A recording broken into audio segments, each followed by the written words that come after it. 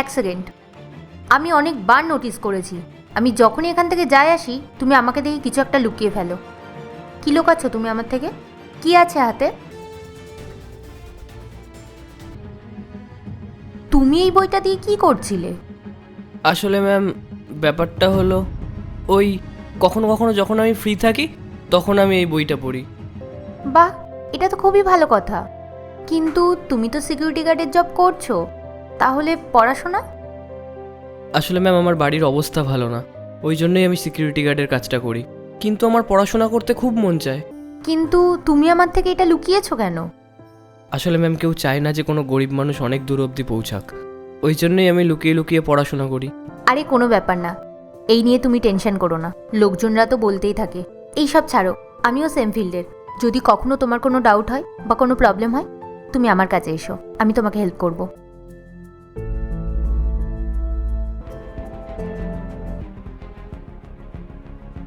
আর এটা তো মনে হয় ম্যাডামের চাবি।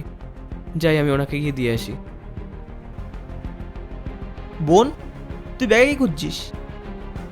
কিছুই না দাদা, আরে আমার ফার্স্ট সেমিস্টারে ছিল না নেটওয়ার্ক ব্যাকগ্রাউন্ড, তার বইটাই খুঁজছি। কিন্তু এই বইগুলোর কি দরকার তোর? না না, আমার দরকার না। আমাদের এখানে যে সিকিউরিটি গার্ডটা আছে না, ওকে আমি সকালে দেখেছিলাম নেটওয়ার্ক ব্যাকগ্রাউন্ডের বই পড়তে। তাই আমি ভাবলাম এই বইগুলো তো আমার লাগবে না, ওকেই দিয়ে দিই। ও পড়াশোনা করছে, ও পড়াশোনা করুক কি যাই করুক, তাতে তোর কি? ও একজন সিকিউরিটি গার্ড, ওর কাজ কি পড়াশোনা করা? আরে রাহুল, তুমি এখানে কি করছো? ম্যাডাম, আপনি আপনার চাবিটা ফেলে এসেছিলেন, ওটাই দিতে এসেছি। ও, এটা তুমি রাখো। আমি যদি এটা নিই, আপনার দাদা আপনার উপরে রাগ করবে। আমি ওনার সব কথা শুনেছি, আর উনি তো ঠিকই বলেছেন। আমরা গরিব, বড় লোকদের কাছে গরিবদের কোনো মূল্য নেই। আমি ওকে সামলে নেব, তুমি এই বইটা রাখো। পূজা, পূজা, কি হয়েছে দাদা? আগে তুই আমাকে বল, তুই ওকে চিনিস? না, চিনতে পারছি না। নমস্কার দিদি। নমস্কার। আরে আমাদের বিল্ডিংয়ে যে সিকিউরিটি গার্ডের কাজ করতো না রাহুল, ওই তো সে। ও তুমি, বেশ ভালোই লাগছে তো দেখতে।